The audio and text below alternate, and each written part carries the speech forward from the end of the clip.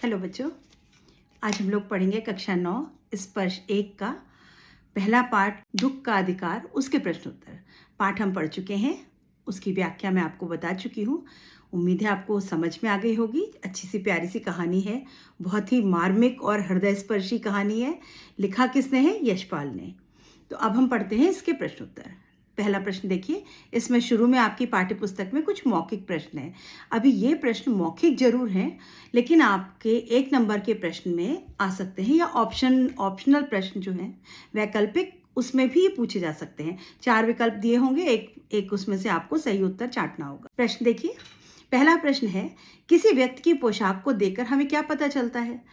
किसी व्यक्ति की पोशाक को देखकर हमें समाज में उसकी हैसियत और उसके अधिकारों की अनुभूति होती है, अथवा वह अमीर है या गरीब, इसकी पहचान होती है। किसी के कपड़े देखकर के हम क्या समझते हैं कि या तो ये अमीर है, बड़ी ऊंची पोस्ट पर होगा, बहुत पावरफुल आदमी है, और अगर कोई खराब से कपड़े पहने तो ऐसे आम आदमी होगा, फटे हाल है तो गरीब होगा बेचारा। तो हम किसी की पोशाक से उसके स्तर का और उसके पद का, उसके अधिकारों का अंदाज़ा लगाते हैं। प्रश्न 2, खरबूजे बेचने वाली स्त्री से कोई खरबूजे क्यों नहीं खरीद रहा था? उसके पुत्र के देहांत की वजह से कोई उसके खरबूजे नहीं खरीद रहा था। मतलब जिनको पता था कि इसके बेटा मर गया, तो लोग कह रहे थे अजीब औरत है ये, इसका पुत्र की मृत्यु हुई और ये खरबूजे बेचने आ गई, तो लोग इसलिए नहीं खरीद रहे थे। और कुछ लोग उसको रोता देख करके उसके पास नहीं जा रहे थे, वो मुंह ढाके हुए रो रही थी, तो इसलिए लोग उसके पास नहीं जा रहे थे। प्रश्न 3, स्त्री को देखकर लेखक को कैसा लगा? अब जब उस स्त्री को लेखक ने देखा तो उसको कैसा लगा?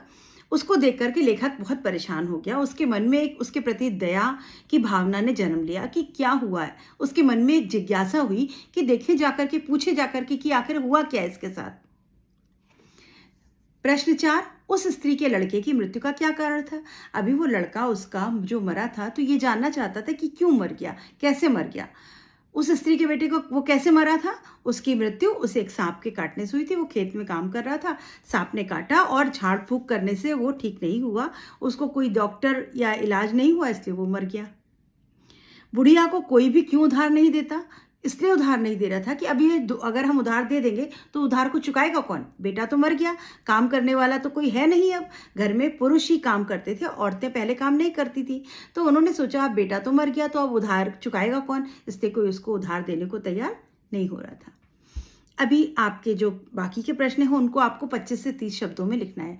25 से 30 शब्दों का मतलब होता है बच्चों, आपको 2-3 लाइनों में आपको इसका उत्तर देना होगा। एक लाइन में हम मान के चलते हैं कि 9 शब्द या 10 शब्द होते हैं। तो अगर 30 तो 3 लाइन, अगर 40 तो 4 लाइन, 50 तो 5 लाइन, आपको इस तरह से एक अनुमान लगाना होगा। और वहाँ बैठकर कोई शब्द तो हम गिनते नहीं, तो इसलिए आप अंदाज से 3-4 पंक्तियों में आप इसका उत्तर देंगे। मनुष्य के जीवन में पोशाक का क्या महत्व है? मनुष्य के जीवन में पोशाक का बहुत महत्व है। पोशाक से हमारा दर्जा निर्धारित होता है, पोशाक से हमारे पद और हमारे अधिकारों का पता चलता है। हम किस श्रेणी के, उच्च श्रेणी के, निम्न श्रेणी के, इसका पता चलता है। और कई बार ये पोशाकें हमारे किस्मत के दरवाजे खोल देती हैं और हमें सम्मान दिलाती हैं। आप किसी पार्टी में सूट बूट पहन कर जाएं तो आपको कहेंगे आइए आइए सर आइए, और अगर आपने फटे हाल आप पहुँचे तो बाहर गेट पे जो गार्ड होता है वही रोक देगा, कहाँ जा रहे हैं, ये तो बड़े साहब की पार्टी है। तो ये जो पोशाक है ये हमें समाज में सम्मान दिलाती है। प्रश्न 2, पोशाक हमारे लिए कब बंधन और अड़चन बन जाती है? लेकिन पोशाक कभी हमारे लिए बंधन भी बन सकती है, अड़चन बन सकती है। वो कब हो सकता है? जब हम किसी ऐसी स्थिति में आते हैं कि किसी दुखी व्यक्ति की हम मदद करना चाहते हैं और वो गरीब है, तो ये हमें पोशाक जो है वो हमें उसके पास जाने में बाधा बन जाती है और हमें हिचकिचाहट होती है, हमें संकोच होता है और हम अपनी सांत्वना प्रकट नहीं कर पाते। तो हमारी पोशाक उसके करीब जाने में बंधन और अड़चन बन जाती है। प्रश्न 8 देखिए, लेखक उस स्त्री के रोने का कारण क्यों नहीं जान पाया? अब लेखक क्यों नहीं जान पाया? क्योंकि लेखक अच्छे कपड़े पहने था। अभी उन कपड़ों में वो उस स्त्री के पास जाकर के बैठ के उससे बात नहीं करना चाहता था। क्यों? क्योंकि उसके सम्मान की बात थी, वो तो उच्च स्तर का लग रहा था, तो वो गरीब आदमी के पास कैसे जाके बैठे? तो उसने आस पड़ोस के लोगों से पूछा कि आखिर इसको हुआ क्या, और उसकी पोशाक जो थी वो स्त्री के बारे में जानने में रुकावट बन गई। भगवाना अपने परिवार का निर्वाह कैसे करता था? भगवाना शहर के पास 1.5 बीघा जमीन थी उसकी, उसमें खरबूजे बोता था, उगाता था और वो जाकर के शहर में बेचता था। उससे उसके परिवार का निर्वाह होता। निर्वाह मतलब कैसे काम चलता था। लड़के की मृत्यु के दूसरे दिन बुढ़िया खरबूजे बेचने क्यों चल पड़ी? अभी कितनी गलत बात है, कितनी अजीब बात लग रही है कि किसी का बेटा मरा हो और वो अगले दिन खरबूजे बेचने चला जाए। लेकिन इसका कारण था क्योंकि उसके बेटे का देहांत हो गया था और वो शोक जताना चाहती थी, वो बहुत दुखी थी, लेकिन उसकी घर की स्थिति ऐसी नहीं थी कि वो बैठ करके कमरे में शोक मना सके और आंसू बहा सके, क्योंकि उस भगवाना के बच्चे छोटे छोटे भूखे तड़प रहे थे और उनको तड़पता नहीं देख पाई, तो वो अपने खरबूजे लेकर के और बेचने चली गई। वह कभी भी सूतक में खरबूजे बेचने बाजार नहीं जाती। बहू बीमार थी, अब अगर बहू ठीक होती तो शायद बहू चली जाती, लेकिन अगर और पैसे होते तो शायद वो भी नहीं जाती। तो क्योंकि बहू बीमार थी, बेटा मर गया था, बच्चे भूखे थे, पास में पैसे नहीं थे, इसलिए सूतक में भी वो खरबूजे बेचने चली गई। बच्चों, पाठ में एक शब्द आया है सूतक। सूतक क्या होता है? किसी के घर में मृत्यु हो जाती है तो 13 दिन का, 15 दिन का एक समय अवधि है, उसमें घर में कोई काम नहीं किया जाता। माना जाता है कि ये अशुद्ध है समय, और इसको सूतक कहते हैं कि ये समय सूतक लगा हुआ है, अभी आप कोई काम नहीं कर सकते। वो समय बीत जाता है, उसके बाद फिर आप कोई काम कर सकते। बुढ़िया के दुख को देखकर लेखक को अपने पड़ोस की संभ्रांत महिला की याद क्यों आ गई? अभी बुढ़िया को देखकर लेखक को अपने पड़ोस में कोई एक सभ्य महिला थी, उसको याद आ गई। क्या याद आ गई? लेखक के घर के निकट में एक संभ्रांत महिला रहती थी, उसके बेटे का भी देहांत हो गया था और बुढ़िया के बेटे का भी देहांत हो गया, लेकिन दोनों को शोक मनाने का तरीका अलग अलग था। धन की कमी की वजह से बेटे के देहांत के अगले दिन ही बुढ़िया बाजार में खरबूजे बेचने चल आना पड़ता है, पर वह घर में बैठकर रो नहीं सकती थी, मानो उसे अपना दुख मनाने का हक ही नहीं था। पड़ोस के लोग उसकी मजबूरी को अनदेखा कर उस बुढ़िया को बुरा भला कह रहे थे, जबकि संभ्रांत महिला के पास बहुत समय था। वह 2.5 महीने से बिस्तर पर पड़ी थी। डॉक्टर हमेशा सिरहाने बैठा रहता था। लेखक दोनों की तुलना करना चाहता था, इसलिए उसे संभ्रांत महिला की याद आ गई। माँ तो दोनों थी ना, दोनों ने अपना बच्चा खोया, तो एक तो दुख मना रही है 2.5 महीने से, और एक औरत 24 घंटे बाद ही खरबूजा बेचने आ गई। क्यों? क्योंकि वो गरीब थी, उसके पास पैसे नहीं थे। तो दुनिया में जो स्तर है हमारा, वो हमें दुख मनाने का अधिकार भी नहीं देता। ये स्तर के भरोसे हम दुख मनाएंगे, मतलब हम कोई दुखी है तो वो दुखी भी नहीं रह सकता, क्योंकि उसके पास पैसे नहीं है, उसे अगले वक्त की रोटी का इंतजाम करना होता है। तो कितनी बड़ी अभिशाप है, कितनी बड़ी विडंबना है हमारे जीवन की। अब यहाँ कुछ बड़े प्रश्न हैं जिनका उत्तर आपको 50 से 60 शब्दों में देना है, यानी वही 5 से 6 पंक्तियों में। बाजार के लोग खरबूजे बेचने वाली स्त्री के बारे में क्या क्या कह रहे थे, अपने शब्दों में लिखिए। अब आपको उसके बारे में लोग क्या क्या कह रहे थे, देखो कैसी औरत है, कल बेटा मरा और आज ये बुढ़िया जो है वो बेचने चली आई, खरबूजे बेचने चली आई। लोग उसको घृणा की नीयत से देख रहे थे। लोग कह रहे अरे ये गरीबों की नीयत ही ऐसी होती है, इनके लिए रोटी सबसे ज़्यादा बड़ी होती है, बेटा बाप बहू कोई बड़ी चीज़ नहीं होती है इनके लिए रिश्तों का कोई महत्व नहीं होता, इनका कोई ईमान धर्म नहीं होता। ईमान धर्म मतलब कोई नियम कानून धर्म नहीं होता इनका, बस सिर्फ पैसा और पेट भरना ही इनका ईमान धर्म होता है। और उस समय, जिस समय सूतक लगा हो, उस समय उसके घर का कोई सामान छूता नहीं है, खाना नहीं खाता, तो उसके खरबूजे कैसे कोई ले लेगा? इसलिए कोई उसके खरबूजे खरीदने भी नहीं आ रहा था। बजाय इसके कि कोई उसके पास आता, उसकी मदद कर देता, कोई नहीं आया और उसके बारे में उल्टा सीधा बातें बना रहे थे और घृणा से देख रहे थे। प्रश्न, ये सब बातें आप बच्चों पॉइंट बना के लिखेंगे। अगर आपको 50-60 शब्द भी लिखे हैं तो आप 4-5 पॉइंट बना करके अगर उत्तर देंगे तो आपको बहुत अच्छे नंबर मिलेंगे। प्रश्न 13, पास पड़ोस की दुकानों से पूछने पर लेखक को क्या पता चला? लेखक को जानकारी मिली कि उसका 23 वर्षीय एक जवान बेटा था। घर में बहू और पोता पोती भी थे। बेटा शहर में 1.5 बीघा जमीन पर खेती करके निर्वाह करता था। खरबूजों की डलियों को बाजार में पहुंचाकर कभी लड़का खुद सौदे पर बैठ जाता, तो कभी उसकी माँ बैठ जाती थी, तो कभी उसकी परसों मुंह अंधेरे खेत में बेलों से खरबूजे चुन रहा था। गीली मिट्टी की शीतलता में आराम करते हुए सांप पर उसका पैर पड़ा और सांप ने उसको डस लिया। ओझा के झाड़ फूंक आदि का उस पर कोई असर नहीं हुआ और उसकी मृत्यु हो गई। तो ये उसको कैसे पता चला? जो पास पड़ोस की दुकानें थी, लोग खड़े थे, उनसे पूछने से पता चला। प्रश्न 14, लड़के को बचाने के लिए बुढ़िया माँ ने क्या क्या उपाय किए? अभी बेटे को अपने बचाने के लिए माँ ने क्या क्या उपाय किए थे, आपको यहाँ पॉइंट में लिख देना है। लड़के को बचाने के लिए बुढ़िया ने सभी उपाय किए जो वह कर सकती थी। वह परेशान सी हो गई थी, झाड़ फूक करने वाले ओझा को बुला ली, सांप का जहर निकल जाए इसलिए नाग देवता की पूजा भी करी उसने। घर में जितना आटा अनाज था वो सब ओझा को दे दिया दान दक्षिणा में, लेकिन दुर्भाग्य से उसका बेटा नहीं बचा। लेखक ने बुढ़िया के दुख का अंदाजा कैसे लगाया? लेखक उस पुत्र वियोगिनी के दुख का अंदाजा लगाने के लिए बीते वर्ष अपने पड़ोस में पुत्र की मृत्यु से दुखी माता के बारे में सोचने लगा कि वो संभ्रांत महिला पुत्र की मृत्यु के बाद 2.5 मास तक, 2.5 महीने, 2.5 पुत्र की मृत्यु से वो पलंग से नहीं उठ सकी और उसको बराबर डॉक्टर और वो लोग देखते रहे। वो जब बार बार अपने पुत्र वियोग में बेहोश हो जाती थी। दो दो डॉक्टर उसके पास बैठे रहते थे। पूरे शहर में व्यक्तियों का मन पुत्र शोक से द्रवित हो उठा और पूरा शहर जो था वो दुखी था उसके लिए। लेकिन एक ये माँ है, इसके शोक में कोई दुखी नहीं है, इसके दुख का किसी को अंदाज़ा नहीं। लोग उल्टी बातें कर रहे हैं, बजाय इसके कि कोई उसकी मदद करे, लोग उसके बारे में गलत बातें कर रहे हैं। तो ये उसने उस बुढ़िया के दुख का अंदाज़ा लगाया कि है कितनी दुखी ये बुढ़िया, लेकिन उसकी मजबूरी है कि उसको अपने दुख को मनाने का समय नहीं है और उसको यहाँ आना पड़े। इस पाठ का शीर्षक दुख का अधिकार कहाँ तक सार्थक है, स्पष्ट कीजिए। अभी पाठ कहानी का नाम है दुख का अधिकार। क्या ये ठीक है, सार्थक मतलब उचित है, सही अर्थ है, या आप कोई और उदाहरण देना चाहेंगे?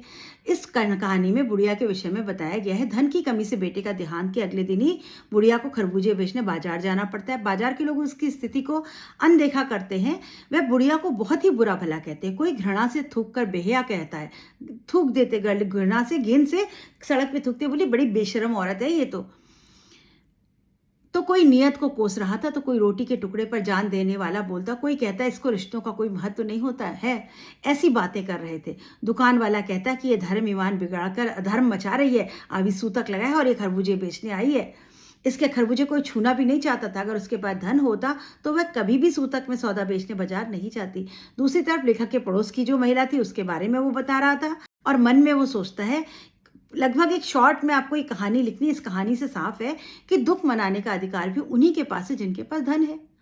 गरीब लोगों को अपने दुख और अपने मन में ही रखना पड़ता है। वह इसे जता नहीं पाते क्योंकि उनके पास दुख मनाने का समय ही नहीं है। उनको तो अगले दिन समय की रोटी का इंतजाम करना है। तो इसलिए इस गद्यांश का शीर्षक दुख का अधिकार बिल्कुल सार्थक शीर्षक है। अभी बच्चों यहाँ लिखा है निम्नलिखित के आशय स्पष्ट करिए। अगर कोई पंक्ति देकर के कोई प्रश्न आता है या कोई दोहा कविता देकर के प्रश्न आता है कि इसका आशय स्पष्ट करिए, तो आपको बच्चों पहले एक पंक्ति में पाठ का नाम और लेखक का नाम या कवि का नाम जरूर लिखना है। आप लिखेंगे प्रस्तुत पंक्ति हमारे पुस्तक स्पर्श के दुख के अधिकार पाठ से ली गई है, इसके लेखक हैं यशपाल, और फिर आप उसका आशय स्पष्ट करेंगे। आशय मतलब अर्थ बताना। आशय स्पष्ट करो, तात्पर्य क्या है, इसका भाव बताओ, इस तरह के शब्द। तो उन्होंने वाक्य क्या था, जैसे वायु की लहरें कटी हुई पतंग को सहसा भूमि पर नहीं गिरने जाने देती, उसी तरह खास परिस्थितियों में हमारी पोशाक हमें झुके रहने से रोके रहती है। जैसे पतंग हवा में उड़ रही हो और अचानक उसकी डोर कट जाए तो क्या होता है, एकदम धड़ाम से नहीं गिरती, वो धीरे धीरे ऐसे ऐसे लहराते लहराते लहराते लहराते जमीन पर गिरती है। तो जो हमारी पोशाकें हैं ये हमें परिस्थितियों में, कुछ खास परिस्थितियां जिसमें हम टूट चुके हों, झुकने वाले हो गए हों, उस समय हमें रोक के रखती हैं। कैसे? कोई हो, उसको बहुत तकलीफ हो, तो वो क्योंकि लेकिन उसने पोशाक जोरदार पहनी हुई है, एकदम शान से बैठा हुआ है, तो वो ऐसे फूट फूट के रो नहीं सकता। वो धीरे से रोएगा, अपने आंसू पोंछेगा। उसको लगेगा लोग क्या कहेंगे, मैं इतना सूटेड बूटेड हूँ और ऐसे रो रहा हूँ। तो ये पोशाक जो है हमें ताकत दे देती है कि हम एकदम से जमीन पे गिर नहीं पड़ते, हम धीरे धीरे धीरे धीरे अपने आप को संभाल लेते हैं। यह कहानी समाज में फैले अंधविश्वास और ऊंच नीच के बीच के भेदभाव को उजागर करती है। यह कहानी अमीरों में अमानवीय व्यवहार को दर्शाती है, गरीबी की लाचारी को दर्शाती है। मनुष्य की वेशभूषा उन्हें अलग अलग भागों में बांटती। प्राय वेशभूषा ही मनुष्य को समाज में उसके कार्य और दर्जा निश्चित कराती है। उसके वह हमारे लिए बहुत से दरवाजे भी खोल देती है। लेकिन कभी ऐसी स्थिति आ जाती है कि हम जरा नीचे झुककर समाज की निचली जातियों की अनुभूति समझना चाहते हैं। उस समय यही वेशभूषा उनका बंधन और अड़चन बन जाती है। जैसे पतंग जो है वो धड़ाम से जमीन पे नहीं गिरती, आराम से गिरती है, उसी तरह से हम अगर कहीं नीचे झुक करके या थोड़े अपने स्तर से नीचे का काम करना चाहते हैं तो हम एकदम से नहीं कर सकते। हम उसके लिए बहुत से बहाने ढूंढते, तब जा करके हम कोई निचले स्तर के मनुष्य से मिल पाते हैं या कोई काम कर पाते हैं। जैसे हवा की लहरें कटी पतंग को सहसा जमीन पर गिरने नहीं देती, इसी तरह अलग अलग स्थितियों में हमारी वेशभूषा हमें झुकने नहीं देती है। मतलब हम अपनी वेशभूषा के कारण झुक ही नहीं पाते। हम किसी गरीब का दुख दर्द बांटना चाहते हुए भी नहीं चाह पाते। क्यों? क्योंकि हम तो सूट बूट पहना है, हम कैसे गिर जाएं? हम तो उच्च कुल के, हम कैसे हो जाएं? ये है क्या? ये बिल्कुल झूठा दिखावा है। ये कपड़े, ये झूठा दिखावा है। आज कपड़े अच्छे हैं तो हम ऊंचे हो गए, कल को हमारे पास पैसा नहीं होगा तो हमारे पास भी कपड़े नहीं होंगे, तब हम क्या करेंगे? तो ये जो नक्शा है, ये जो दिखावेपन का शौक है, ये कोई अच्छी बात नहीं है। हम सब एक हैं, कपड़ों से क्या फ़र्क पड़ता है? और बच्चों, अगर आपको इसका बहुत अच्छा उदाहरण देखना हो तो विद्यालय में देखिए। स्कूल में बच्चों की यूनिफॉर्म होती है, क्यों?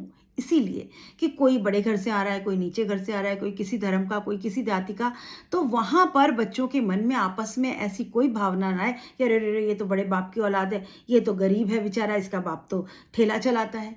ऐसे विचार ना आए, सब बच्चे एक दूसरे को अपना बंधु समझें और साथ में मिलजुल करके पढ़ाई करें। इसीलिए स्कूल में यूनिफॉर्म होती है, एक जैसे कपड़े होते हैं कि कपड़ों से आपके स्तर का कोई अंतर ना किया जा सके। और कभी भी टीचर्स इसके लिए कोई अंतर नहीं करते, उनके लिए सब बच्चे बराबर होते हैं। ऐसा नहीं है कि अमीर बाप के बच्चे को जो आगे सीट पे बिठा के कुछ ज़्यादा पढ़ा दिया जाता है, सबको एक बराबर पढ़ाई कराई जाती है। प्रश्न 2, इनके लिए बेटा बेटी, खसम लुगाई, धर्म ईमान सब रोटी का टुकड़ा है। ये बात किसी ने किसके लिए कही थी? औरत के लिए, क्योंकि वो गरीब थी। उसने कहा अरे इन लोग के लिए कुछ नहीं होता, इनके लिए इनकी बस रोटी का टुकड़ा ही सब कुछ है। ना बेटा है, ना बेटी है, ना आदमी है, ना बीवी है, ना पति है, ना कोई धर्म है, ना ईमान है। ये बात कही क्योंकि लोग उसके दर्द को नहीं समझ रहे थे। उनको ये समझ में नहीं आया कि आज उसका लड़का नहीं है, घर में रोटी का दाना लाने वाला कोई नहीं है, बहू बीमार है, बच्चे भूख से बिलख रहे हैं, तो उस बूढ़ी माँ को जिसका बेटा कल मरा है, आज उसको मजबूरी में वो खरबूजे उठा के लाने पड़े। वो कुछ नहीं कर पा रही थी, वो रो रही थी, अपना मुंह ढाके हुए घुटनों में मुंह रख के बैठी थी, लेकिन उसको आना पड़ा कि कोई 1-2 खरबूजा भी बिक जाए तो मेरे बच्चों का पेट भर जाएगा। बजाय ये सोचने के कि कोई इसकी मदद करता, लोगों ने उसके बारे में गलत सलत कहना शुरू किया। गरीबों को अपनी भूख के लिए धन कमाने रोज ही जाना पड़ता है, भले ही घर में मृत्यु क्यों ना हो गई हो, लेकिन कहने वाले सहानुभूति ना रख करके ये कहते हैं कि रोटी ही इनका ईमान है, रिश्ते नातों का इनके लिए कोई महत्व नहीं। तो किसी के बारे में कुछ गलत सोचने से पहले हमें 2 मिनट उसकी परिस्थिति का अंदाज़ा लगाना चाहिए। और अगर हम किसी की परिस्थिति का अंदाज़ा नहीं लगा सकते तो हमें किसी के बारे में अपशब्द या बुरे शब्द बोलना बहुत गलत है। शोक करने, गम मनाने के लिए भी सहूलियत चाहिए और दुखी होने का भी एक अधिकार होता है। अब यहाँ पर कहानी में कह रहे हैं कि अगर किसी को शोक है, दुख है, तो उसके लिए भी हमें सहूलियत चाहिए। मतलब हमें बिस्तर चाहिए, रात में आराम से सोने को चाहिए, डॉक्टर चाहिए, तभी हम गम मना सकते हैं। क्योंकि गरीब के पास तो ये सब कुछ है नहीं, तो इसका मतलब उसको गम मनाने का अधिकार ही नहीं है। और ये अधिकार केवल सहूलियत वाले लोगों के पास है, जिनके पास पैसा अधिक है। यह तंज अमीरी पर है। ये क्या है? व्यंग है, एक व्यंग है, टॉन्ट है अमीरों पर कि भाई अमीरों के पास तो पैसा है, उनके पास तो समय भी है, चाहे जितने समय तक बैठ करके, महीनों बैठ करके रोए, लेकिन गरीब कैसे कर सकता है? वो तो अगर रोने बैठ गया तो उसके घर में रोटी नहीं आएगी। तो गरीब तो विवश होता है, वह रोजी रोटी कमाने की उलझन में लगा रहता है। उसके पास शोक मनाने का ना वक्त होता है, ना ही सुविधा होती है। उसके पास कोई फैसिलिटी भी नहीं होती कि वो जाकर के बैठा रहे और कहीं से खाना आता रहे और डॉक्टर आके देख जाए। वो तो बीमार है तो बीमार है, उसको तो जाके 2 पैसे कमाने, तब जाकर के एक वक्त की दवा ला पाएगा।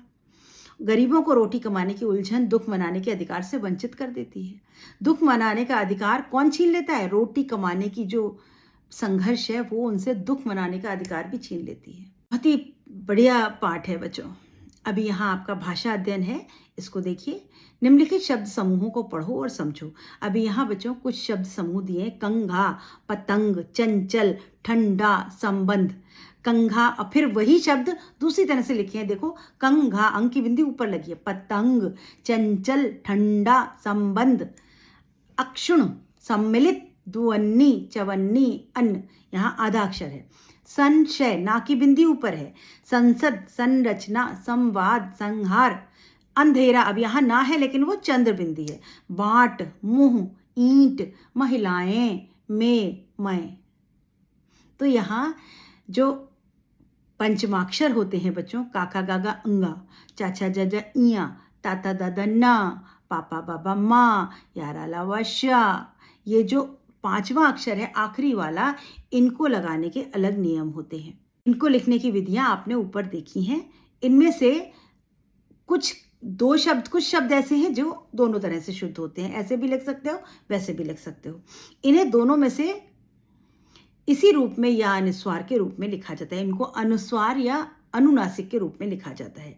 इनके 2 तरीके भी हो सकते हैं लिखने के। हाँ, एक पंचमाक्षर अगर 2 बार, लेकिन अगर एक पंचमाक्षर 2 बार आ रहा हो, यानी आधा अक्षर और पूरा अक्षर होता है, जैसे अम्मा, अन्न, तो उन्हें इसी प्रकार लिखा जाता है। माँ और ना दोनों की बिंदी होती है। कहीं पर माँ की बिंदी लगती है, कहीं पर ना की बिंदी। जैसे संवाद तो माँ की बिंदी लग गई, संशय तो ना की बिंदी ऊपर लग गई। जो ऊपर बिंदी होती है उसको अनुस्वार कहते हैं, और जो चंद्र बिंदी होती है उसको अनुनासिक कहते हैं। अनुस्वार और अनुनासिक। अभी ये अनुस्वार और अनुनासिक हम लोग एक अलग वीडियो में डिटेल में पढ़ेंगे। अभी आपको इनको पढ़ करके इनका अभ्यास करना है, इनको समझने की कोशिश करनी है और उच्चारण करना है। तो उच्चारण करके मैंने आपको बताया शब्दों को, अनुस्वार और अनुनासिक। अनुस्वार मतलब बिंदी और अनुनासिक मतलब चंद्र बिंदु। अभी इसको डिटेल में एक वीडियो में हम पढ़ेंगे, उसको आप लोग ध्यान से देखिएगा, आपके कोर्स में है ये। कुछ शब्दों के पर्यायवाची। पर्यायवाची बच्चों किसे कहते हैं? जिन एक शब्द के दो शब्द अर्थ, यानी एक ही शब्द के कई शब्द हों उनको हम पर्याय कहते हैं। पर्याय मतलब उसका अर्थ बताते हों। तो ईमान, ईमान मतलब किसी का धर्म, किसी का विश्वास, इसको ईमान। तो आप धर्म, विश्वास। बदन यानी शरीर, काया भी कहते हैं। अंदाजा अनुमान लगाना, आकलन करना। बेचैनी व्याकुलता, अकुलाहट। गम दुख, पीड़ा, दर्द। दर्जा श्रेणी, पदवी, स्तर, आप कुछ भी लिख सकते हैं। जमीन, पृथ्वी, धरा, धरती। जमाना युग, काल, समय। बरकत लाभ, इजाफा, लाभ होना, इजाफा होना, कुछ बढ़ना, उसको बरकत कहते हैं। यहाँ पर बच्चों कुछ उदाहरण हैं जो शब्द युग्म शब्द से छांट कर आए हैं। जैसे बेटा बेटी, तो इस तरह आपको और छांटना है। बेटा बेटी मतलब उल्टे शब्द हों और एक साथ युग्म में आते हैं, मतलब पेयर में आते हैं। बेटा बेटी तो वैसी खसम लुगाई, पति पत्नी, पोता पोती, झाड़ना फूकना, छन्नी ककना, दुअन्नी चवन्नी, ये सब शब्द आए हैं। इनको कहते हैं शब्द युग्म। जब दो शब्द एक साथ बार हमेशा आते हैं, वो सार्थक भी हो सकते हैं, वो निरर्थक भी हो सकते हैं। कुछ वाक्यांश दिए हैं, इनकी व्याख्या करनी है आपको। बंद दरवाजे खोल देना। बंद दरवाजे खोल देना, दरवाजा खोल देना यानी उन्नति के द्वार की रुकावट को हटा देना। यानी हमारे काम में अगर कोई बाधा आ रही है तो उसको हटा देना। खोल देना मतलब खोल करके आगे बढ़ जाना। तो अपनी उन्नति के रुकावट के तत्व हटने से बंद दरवाजे खुल जाते हैं।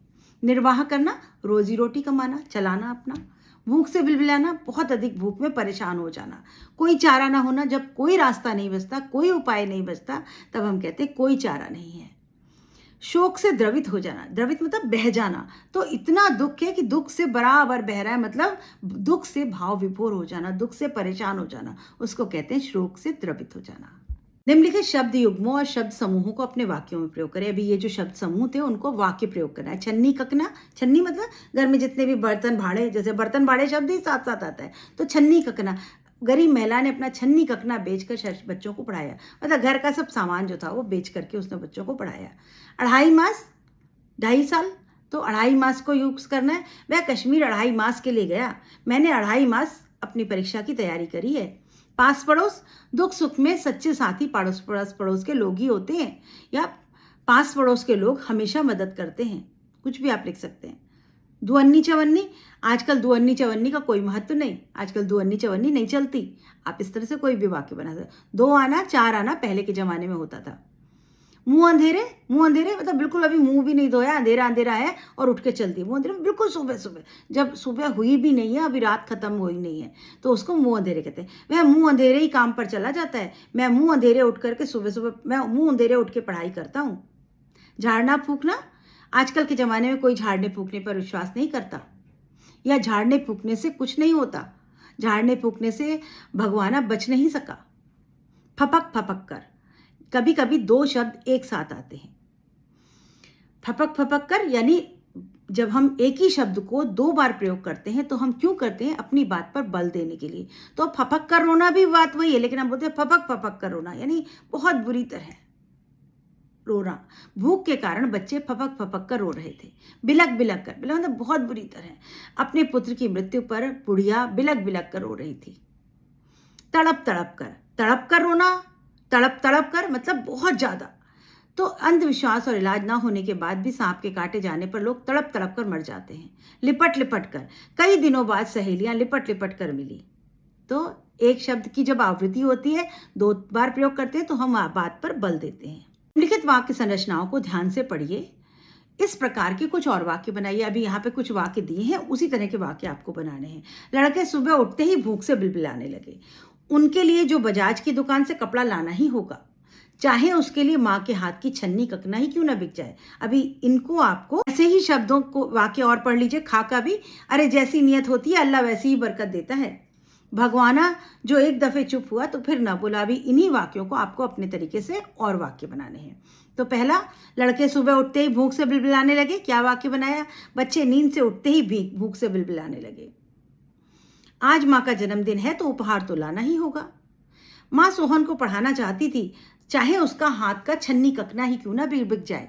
बात वही है, उसी बात को आप थोड़ा दूसरी तरह से बदल के लिख सकते हैं।